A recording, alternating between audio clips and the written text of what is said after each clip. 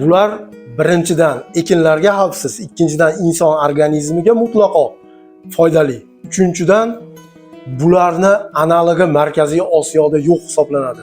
Kimyoviy preparatlar bilan bularni solishtirib bo'lmaydi. Chunki bular hammasi tarkibi mikroorganizmlar, tirik bakteriyalar hisoblanadi. Saqlanish muddati 6 oydan 1 yilgacha. Bular hozir issiqxona, ayniqsa ochiq dalada, paxta g'alla yetishtirishda, sabzavotchilikda, hamma sohasida liderga aylanib ulgurdi. Bular mana o'tgan yili ko'rsatganman, Laviron bilan virus kasallariga qarshi, zamburug' kasallariga qarshi sparaginni ko'rsatgandim. Endi mana ularga 5 ta mahsulotni qo'shib ko'rsataman. Antifroz, sovuq haroratlar kelyapti. Sovuq haroratdan saqlash uchun antifroz. Plantasim, bu haqida ko'p gapirish shart emas. Ham ildiz kasallariga qarshi, ham ildizni rivojlantirib beradi.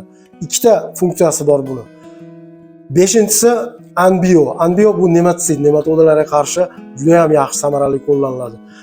Prestige Plus 4 ta so'ruvchi zararkunandalarga, oqpasha, shira, trips, o'rgimchak kanalarga juda ham samarali qo'llaniladi. Baktamin bu Azotobacter chronicum, ya'ni biologik azotni o'simliklarga o'zlashtirib beradi. Va oxirgisi mana pastda.